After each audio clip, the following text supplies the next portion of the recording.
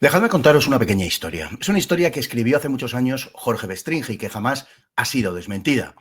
Estamos en 1985. En el Senado se tramita la ley del aborto. Alianza Popular ha desplegado una estrategia de obstrucción sistemática para frenar la aprobación de la ley. Estrategia que está dando resultado. Tan buen resultado que el secretario general de la Conferencia Episcopal llama a Manuel Fraga, presidente nacional de Alianza Popular, para que deje de retrasar la aprobación del aborto con triquiñuelas legales.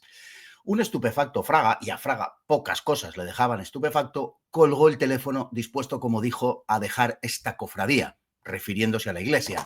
Fraga dijo literalmente: porque mi madre era de esta cofradía, que si no me daba de baja ahora mismo. La explicación a esa inconcebible llamada quedó clara al día siguiente. Los medios publicaban en portada la foto de la firma del acuerdo de financiación de la iglesia a través del IRPF, donde salía un Alfonso Guerra rodeado de obispos. Esto es hoy la Conferencia Episcopal, y cuando digo hoy no me refiero a 2025 solo, porque de esto hace ya 40 años. Solo 8 obispos se tomaron la molestia de valorar con acentos críticos la ley que legalizaba la matanza. El resto pues, se mostraba satisfecho si había firmado el acuerdo con el gobierno socialista. Un acuerdo que se ha mantenido hasta el día de hoy y que ha desembocado en la traición, sí, traición al Valle de los Caídos.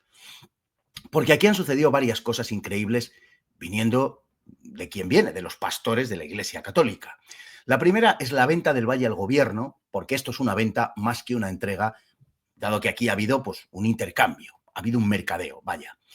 La segunda es que en esa venta la mercancía son los 33.000 católicos enterrados y los más de 100 mártires que dieron su vida por la fe católica, un martirio del que la Conferencia Episcopal es sencillamente indigna.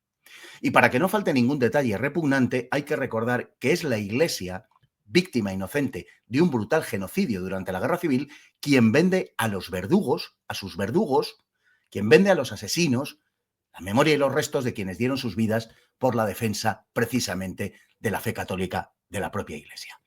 La Iglesia, además, no solo es depositaria de la fe, es que también es depositaria del patrimonio artístico, histórico y moral del pueblo español que está llamada a defender. Por eso no está legitimada para entregar lo que no es suyo, porque el Valle de los Caídos es patrimonio de todos los españoles, de los que nos antecedieron y de los que nos han de seguir. Y sobre toda esta infamia, la Conferencia Episcopal nos ha mentido a los católicos y a los que no lo son, y lo ha hecho en repetidas ocasiones, incumpliendo, por cierto, el 8º mandamiento, ese que dice no levantar falsos testimonios ni mentir, porque la Conferencia Episcopal ha acumulado vilezas sin cuento en todo este asunto. La primera es que la Iglesia accedió al traslado de los restos del general Franco en contra de la voluntad expresa de la familia y de la comunidad benedictina, para satisfacer el deseo del gobierno de Sánchez. La Conferencia Episcopal busca desvincularse del menor vestigio del régimen de Franco.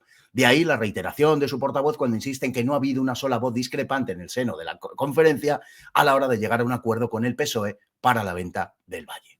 En un contexto que no puede ignorar la Conferencia Episcopal de enloquecido ajuste de cuentas contra nuestro pasado, un pasado que se está falsificando, el mensaje de la Conferencia Episcopal es: nosotros también. Con esto, además de faltar al 8º mandamiento, estáis faltando al 4º, ese que habla de honrar al padre y a la madre. Segunda, la Iglesia ha construido un relato según el cual el pacto con el gobierno se ha producido al no tener otro remedio, no había otra salida, lo cual es enteramente falso.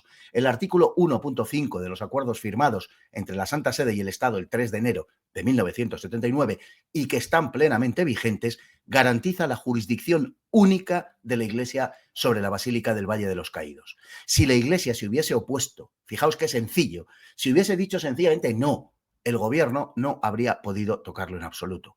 Pero la Iglesia no ha querido, la Iglesia ha dicho sí a la profanación. El obispo Munilla ha sostenido en público, sin el menor rubor, que el Valle de los Caídos es propiedad del Estado y que no había otro remedio que ceder para salvar la cruz y la comunidad benedictina, bla, bla, bla, bla, alimentando mendazmente el falso relato oficial. Bolaños, en fin, lo ha proclamado en voz alta. Celebro que la Iglesia ha dicho, celebro que la Iglesia y el gobierno trabajen de la mano en la resignificación del Valle. Y no ha salido nadie de la Conferencia Episcopal, nadie a desmentirlo. Munilla miente. el Valle de los Caídos no pertenece al Estado, sino a la Fundación de la Santa Cruz del Valle de los Caídos. Y esto, con lo que están enredando unos y otros, vamos a explicarlo. La Fundación de la Santa Cruz del Valle de los Caídos, creada en 1957, tiene dos patronos, la Abadía Benedictina y Patrimonio Nacional, por lo que cualquier decisión sobre el futuro del valle debe ser tomada obligatoriamente por ambas partes. Es decir, otra vez, que si la Iglesia hubiera querido, el gobierno no hubiera podido hacer nada. Algunos alegan que esa fundación ha sido extinguida por la Ley de Memoria Democrática de 2022, pero el proceso de extinción de la fundación no ha concluido todavía, por lo que legalmente sigue siendo la propietaria tal y como figura en el registro de San Lorenzo del Escorial. Y hasta tal punto es así, hasta tal punto sigue siendo la fundación la propietaria, que las transferencias del propio ministerio para sufragar las exhumaciones se han hecho mediante donaciones ¿a dónde? Pues a la Fundación de la Santa Cruz del Valle de los Caídos. Fijaos si sigue vigente. Tercera, la Iglesia no solo ha ocultado que la salida del padre Santiago Cantera ha formado parte del vergonzoso acuerdo, sino que ha sostenido públicamente que no ha tenido nada que ver. La verdad, frente a lo que dice la Conferencia Episcopal, es que la salida del padre Cantera había sido exigida por el gobierno y, naturalmente, la Conferencia Episcopal lo ha entregado. Cuarta, la Conferencia Episcopal miente de nuevo cuando dice que el acuerdo con el gobierno socialista es garantía de algo. Ningún acuerdo con un sujeto tan depravado como Pedro Sánchez tiene garantía alguna, y esto no lo puede ignorar a priori la Conferencia Episcopal. De hecho, los planes de resignificación del gobierno ya lo han anunciado. En el concurso convocado para la resignificación se habla de planes sobre el 100% de la superficie. Y ahora resulta que sale la Iglesia denunciando que el gobierno no ha contado con ellos en la elaboración del concurso. ¡Oh, sorpresa! Que no se han respetado los acuerdos establecidos con Roma, como el mantenimiento de los signos religiosos de la basílica o como el acceso independiente a los espacios litúrgicos. ¿Estamos en serio, señores obispos? ¿De verdad que están ustedes sorprendidos de que Pedro Sánchez les haya engañado? ¿Pedro Sánchez? ¿Quién lo iba a decir, verdad? Que Pedro Sánchez les engañara. Quinta, estamos hablando de una basílica pontificia, según título concedido por Pío XII en 1958. La condición pontificia significa que está bajo la protección directa del Papa. De modo que todo este proceso ha sido bendecido y acordado con la Santa Sede, con el Vaticano. Es decir, que no podrían haber resignificado nada si el Papa se hubiera opuesto. Otra vez, fíjense si han tenido oportunidades para haber evitado todo esto. Y para obtener la bendición papal, y dado que el actual pontífice no ha tenido tiempo de visitar España una sola vez en sus 12 años de pontificado, que no le ha dado tiempo, vamos, altos cargos del gobierno le han ido a visitar a Roma. Y le han ido a visitar en varias ocasiones, hasta en 10, concretamente 10 viajes oficiales de miembros del gobierno, más viajes oficiales de miembros del gobierno a Roma que a Estados Unidos, por poner un ejemplo. Así que el Papa también. Sexta, ¿cómo explicar la posición de la Iglesia en este asunto? ¿Cómo se puede explicar que la Iglesia no haya querido hacer uso de sus derechos para defender lo que es de todos, para defender lo que es suyo y para defendernos a todos? ¿Cómo se puede explicar esta inconcebible traición? Pues veréis, hay razones de fondo. Una de ellas, la ya apuntada, es el deseo de desvincularse del modo más completo posible del régimen de Franco. Otra, de un enorme calado, es la ruptura gradual y a veces no tan gradual con la propia historia y con la tradición de la Iglesia. Sobre este fondo ha existido también un chantaje, cierto es, por parte del gobierno, porque quizá no sea casualidad, vaya, que el PSOE haya suspendido la investigación en el Parlamento sobre casos de abusos a menores en el seno de la Iglesia. Una comisión creada ad hoc precisamente con la finalidad de chantajear a la Conferencia Episcopal. La Conferencia Episcopal sabrá por qué puede ser chantajeada a cuenta de este asunto. Ellos sabrán.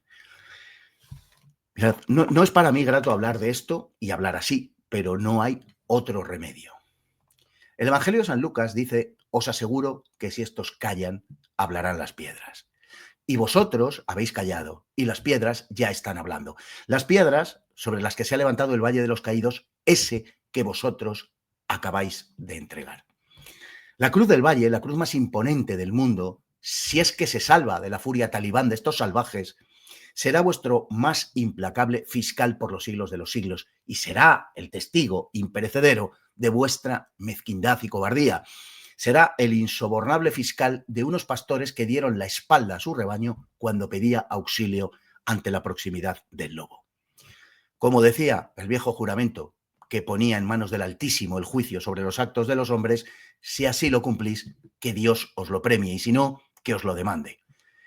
Pensad en si Dios os va a premiar esto que habéis hecho, si es que todavía queda alguno por ahí que crea en Dios.